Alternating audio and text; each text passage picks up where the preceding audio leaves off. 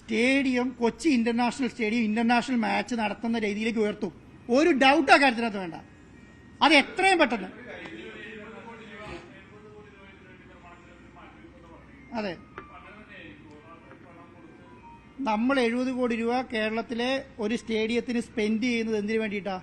FIFA റാങ്കിങ്ങിലുള്ള international stadium ആക്കാൻ വേണ്ടിയിട്ടാണ്. എനിക്ക് തോന്നുന്നത് അതിനേക്കാളും കൂടുതലാവും എന്നുള്ളതാണ്. ഞാൻ വിചാരിച്ചപ്പോൾ ഉണ്ടായിരുന്നതിനേക്കാളും കൂടുതൽ പണികൾ ഇവിടെയുണ്ട്.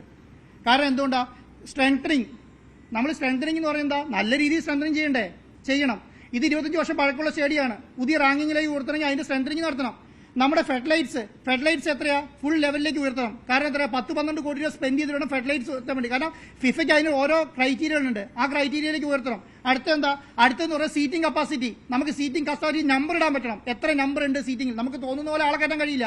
എത്ര നമ്പറുള്ള സീറ്റിംഗ് ആയിരിക്കണം അത് നോക്കണം. ഇവാക്യുവേഷൻ പ്ലാൻ, അതിനനുസരിച്ച് പ്ലാൻ ഉണ്ടാക്കണം. ഫയർ, അതുപോലെ തന്നെ എല്ലാ പാർക്കിംഗ്, കോമ്പൗണ്ട് വാള്, 3 ലെയർ സെക്യൂരിറ്റി, ഈ സാധനങ്ങളൊക്കെ ഉണ്ടെങ്കിൽ മാത്രമേ കേരളത്തിൽ ഫിഫ സ്റ്റാൻഡേർഡ് സ്റ്റേഡിയം ഉണ്ടാവുള്ളൂ. ആ സ്റ്റേഡിയം ഉണ്ടാക്കണം.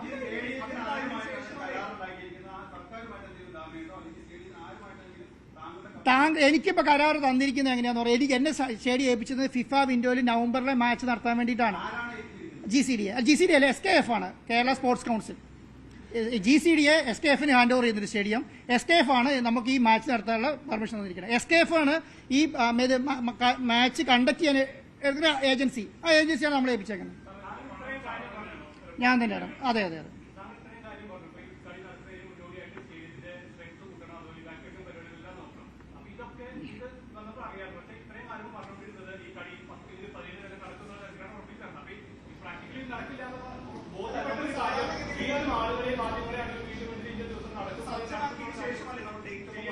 അതാണ് നിങ്ങൾക്ക് ഇതിനെക്കുറിച്ച് ധാരണയില്ല എന്ന് പറയുന്നത്.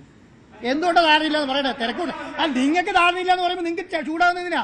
ധാരണയില്ല അതന്നെ. കാരണം ഫിഫ അല്ല ധാരണ, അതാണ് പറയുന്നത്. നിങ്ങൾക്ക് അല്ല, ഒരു മിനിറ്റ്.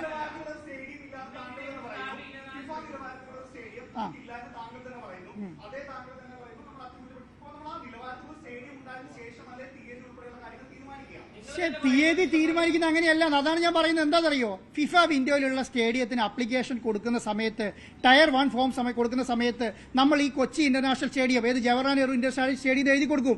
കൊടുത്തതിന് ശേഷം അവരോട് നമ്മൾ ചോദിക്കും ഇന്ന കാര്യങ്ങളുണ്ടോ എന്നുള്ളത്. ആ കാര്യം പൂർത്തീകരിച്ച് ഡോക്യുമെന്റ് സബ്മിറ്റ് ചെയ്താൽ മതി. ആ ഡോക്യുമെന്റ് സബ്മിറ്റ് ചെയ്ത് അപ്രൂവൽ കിട്ടാനുള്ള സമയം എന്ന് പറഞ്ഞാൽ ഈ വിൻഡോയ്ക്കുള്ളിൽ കിട്ടിയേനെ 1-2 ദിവസത്തെ താമസമേ ഉള്ളൂ. പക്ഷേ 20 ദിവസത്തിനുള്ളിൽ. കാരണം എന്തുകൊണ്ടാണെന്നറിയോ? നമുക്കുണ്ടാകുന്ന കാര്യം ഞാൻ പറഞ്ഞുതരാം. അതിന് മുന്നേ 2 AFCന്റെ ഒരു മീറ്റിംഗും ഫുട്ബോൾ ഫെഡറേഷന്റെ അമേരിക്കയിൽ 2 മീറ്റിംഗും പോയി. അത് 3 മീറ്റിംഗ് ഫിഫയ്ക്ക് കൂടാൻ കഴിച്ചിട്ടില്ല. അതിൽ ഒരു മീറ്റിംഗ് ഞാൻ പങ്കെടുത്ത ആളാണ്. ഫിഫയ്ക്ക് കൂടാൻ കഴിഞ്ഞില്ല. ഒരു മിനിറ്റ്. ആ ഫിഫയ്ക്ക് അത് ഉണ്ടായിരുന്നെങ്കിൽ നമുക്ക് അതിൽ പാസ്സായി കിട്ടിയേനെ. ഞാൻ അടുത്ത ആഴ്ച ഈ സ്റ്റേഡിയത്തിന് അപ്രൂവൽ കിട്ടും എന്ന് പറയുന്ന ആളാണ്. ഈ വർക്ക് തീർത്തി അടുത്ത ആഴ്ച കിട്ടും. അതുകൊണ്ട് വന്ന ഡിലേ ആണ്. അല്ലെങ്കിൽ ഡിലേ ഉണ്ടാവില്ല. അതുകൊണ്ടാണ് ഫിഫ വിൻഡോ നമുക്ക് അനുവദിച്ച് തന്നത്. ഫിഫയ്ക്ക് സ്റ്റേഡിയത്തിന് അപ്രൂവൽ തരാമെന്ന് ധാരണയുള്ളതുകൊണ്ടാണ് അവർ അനുവദിച്ച് തന്നത്. അതുകൊണ്ടാണ് അത് അപ്രൂവൽ കിട്ടാതെ പോയത്. അതുകൊണ്ടാണ് ഞാൻ പറഞ്ഞത് നിങ്ങൾക്ക് അതിനെക്കുറിച്ച് ധാരണയില്ല എന്ന് പറയാൻ കാരണം. ഈ സാധാരണ ഫിഫയ്ക്ക് ഒരു വിൻഡോ അനൗൺസ് ചെയ്യില്ല. ഒരു കളിക്കാർക്ക് സ്റ്റേഡിയം ഇല്ലാതെ അനൗൺസ് ചെയ്യില്ല. പക്ഷെ നമ്മൾ കൊടുത്ത രേഖകളെല്ലാം അതിന് പ്രാപ്തമായതുകൊണ്ട് മാത്രമാണ് ഫിഫ നമുക്ക് വിൻഡോ അനുവദിച്ചത്. ആ വിൻഡോ നവംബറിൽ അനുവദിച്ചു. ആ വിൻഡോ എന്ത് ചെയ്തു? നവംബറിൽ ഈ കാര്യങ്ങൾക്കുണ്ട്. 2 കാര്യങ്ങൾ. ഒന്ന് ട്രാവൽ പ്ലാന്റെ കാര്യത്തിന്റെ അകത്ത്, ഒന്ന് ഈ സ്റ്റേഡിയത്തിന്റെ കാര്യത്തിനകത്ത്. ഈ 2 കാര്യത്തിന്റെ അകത്തുള്ള അനുമതി അടുത്ത ആഴ്ച കിട്ടും. കിട്ടി കഴിഞ്ഞാൽ അത് കഴിഞ്ഞിട്ടുള്ള വിൻഡോയിൽ കളിക്കാൻ പറ്റും. അത്രയും കാര്യമുള്ളൂ.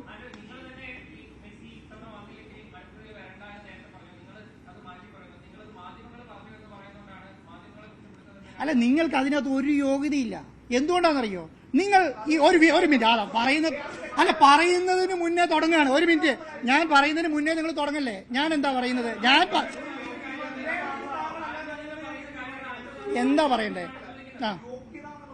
അല്ല, യോഗ്യതയല്ല ഞാൻ ചോദിക്കുന്നത്. എന്തുകൊണ്ടറിയോ? ഒരു സംസ്ഥാനത്ത്, ഇന്ത്യ പറയുന്ന രാജ്യത്ത് ഇതുവരെ ഒരു ഇന്റർനാഷണൽ ഫ്രണ്ട്ലി മാച്ച് കളിച്ചിട്ടില്ല. ആ ഇന്റർനാഷണൽ ഫ്രണ്ട്ലി മാച്ച് കളിക്കാൻ എഫേർട്ട് എടുക്കുന്ന ഒരാളെ നിങ്ങൾ ഇങ്ങനെയല്ല കൈകാര്യം ചെയ്യേണ്ടത്. അതൊക്കെ ഞാൻ പറയുന്നുള്ളൂ.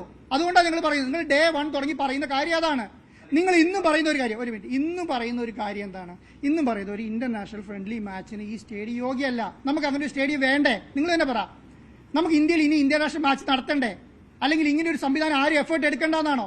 ഈ 500-600 കോടി രൂപ ആരും സ്പെൻഡ് ചെയ്യേണ്ടതെന്നാണോ? ഞാൻ എന്താണ് ചെയ്തത്? ഞാനൊരു വലിയ റിസ്ക് ആണ് എടുത്തിരിക്കുന്നത്. ആ റിസ്ക് എന്ന് പറയുന്നത് നിങ്ങളെ കണ്ട് പേടിച്ചിട്ട് ഓടുന്നു വിചാരിച്ചിട്ടല്ല. എന്റെ മനസ്സിനൊരു ലക്ഷ്യമുണ്ട്. കൊച്ചി ഇന്റർനാഷണൽ സ്റ്റേഡിയത്തിൽ ഒരു മാച്ച് നടത്തുക, അത് നല്ല രീതിയിൽ കൊണ്ടുവരിക, അത് നല്ല രീതിയിൽ വിജയിപ്പിക്കുക, എന്നിട്ട് അടുത്ത ഭാവിയിലുള്ള കുട്ടികൾക്ക് ഇത് ഗുണം ചെയ്യണം. കേരളത്തിൽ ഇങ്ങനെ ഇന്ത്യയിൽ 135 കോടി ജനങ്ങളുള്ള സ്ഥലത്ത് ഇതുവരെ ഒരു ഇന്റർനാഷണൽ ഫുട്ബോൾ മാച്ച് നടത്തിയിട്ടില്ല. ലോകത്തെ ഏറ്റവും വലിയ ഇവന്റ് അത് നടത്തിയിട്ടില്ല എന്ന് പറയാൻ നമുക്കാണ് മോശം. ആ മോശം ഉൾക്കൊണ്ടിട്ട് തന്നെയാണ് ഞാൻ ഈ പണിക്ക് ഇറങ്ങിയിരിക്കുന്നത്. ഞാൻ അതുകൊണ്ടാണ് പറഞ്ഞത്, ഇതുകൊണ്ട് ഞാൻ പിന്മാറാൻ പോകുന്നില്ല. എത്ര ദിവസം എടുത്താലും എന്ത് എഫേർട്ട് എടുക്കുന്നത്. ഞാൻ അതിന് ശേഷം എത്ര രാജ്യങ്ങളുടെ പ്രസിഡന്റിനെ കണ്ടു നിങ്ങൾക്കറിയോ? ഞാൻ ബഹ്റൈനിൽ പോയി, അവിടുത്തെ പ്രസിഡന്റ്, ഓരോ ഫെഡറേഷന്റെ പ്രസിഡന്റുമാരെ കണ്ടു, ഓരോ രാജ്യത്തിന്റെ പ്രസിഡന്റുമാരെ കണ്ടു. ആ ഫെഡറേഷന്മാരെ കണ്ടിട്ട് മുഴുവൻ അവരുടെ അപ്രൂവൽ എടുത്തിട്ടാണ് ഈ പറയുന്ന സാധനം. AFC എന്ന് പറയുന്ന ഏഷ്യ ഫുട്ബോൾ ഫെഡറേഷന്റെ അപ്രൂവൽ എടുത്തു. ഇതൊന്നും ചെറിയ കാര്യമായിട്ടല്ല. നിങ്ങൾ ചോദിച്ചോളൂ.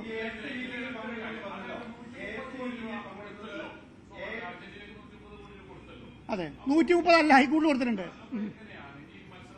അതുകൊണ്ടാണ് ഞാൻ പറഞ്ഞത്, അവരെ ഒന്നില്ലെങ്കിൽ നമുക്ക് ആ പണം തിരിച്ചു തരും, അവരെ തിരിച്ചു തരാമെന്ന് പറയുന്നുണ്ട്. നിങ്ങൾക്ക് ഞാൻ പറഞ്ഞു, നിങ്ങൾ എനിക്ക് ആ പണം തിരിച്ചു തരണ്ട, എനിക്ക് എന്താ വേണ്ടത്? അടുത്ത വിൻഡോയിൽ കളി തന്നാൽ മതി. അതാണ് ചോദിച്ചിട്ടുള്ളത്. അടുത്ത വിൻഡോയിൽ കളി, എനിക്ക് പൈസ മേടിച്ചിട്ടാ, എനിക്കിപ്പോൾ എന്താ ബുദ്ധിമുട്ട്? ഒരു ബുദ്ധിമുട്ടുമില്ല. നിങ്ങൾ കുറച്ച് ഒരു ദിവസം വാർത്തയാക്കും, അതിക്കുള്ളൊന്നും സംഭവിക്കാനില്ലല്ലോ. അതാണ് എന്റെ കൂടെ ഉണ്ടായിരുന്ന ഓൾ ഇന്ത്യ ഫുട്ബോൾ ഫെഡറേഷന്റെ പ്രസിഡന്റാണ്, ചോദിച്ചു നോക്കാതെ, Kalyan ചോപ്പയാണ്.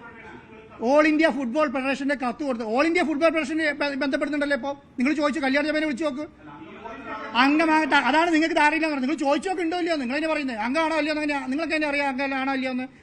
All India football federation ഫിഫയിൽ അംഗമാണ്. ഓൾ ഇന്ത്യ ഫുട്ബോൾ ഫെഡറേഷൻ ഫിഫയിൽ മാച്ചുള്ള, നിങ്ങൾ ഗൂഗിൾ സെർച്ച് ചെയ്തൊക്കെ എത്താമത്തെ റാങ്കിലാണ് ഇന്ത്യ ഉള്ളതെന്ന്. അപ്രൂവൽ കിട്ടിയതാണ്. നമുക്ക് 45,000 അല്ല, 50,000 സീറ്റിംഗ് കപ്പാസിറ്റി അപ്രൂവൽ കിട്ടി. PWD അപ്രൂവൽ കിട്ടി, ഫയറിന്റെ അപ്രൂവൽ കിട്ടി. ഇനിയിപ്പോൾ എന്താ, എനിക്ക് 1-2 ചെറിയ അപ്രൂവൽസ് മാത്രമേ ഉള്ളൂ. കാരണം കോമ്പൗണ്ട് വാളിന്റെയും ഫെർട്ടിലൈറ്റ്സിന്റെ വർക്കിന്റെ അപ്രൂവൽ നമുക്ക് കിട്ടാനുള്ളത്. കാരണം അതിന് വർക്ക് കംപ്ലീറ്റ് ആയിട്ടില്ല.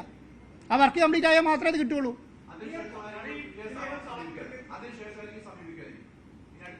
അല്ല,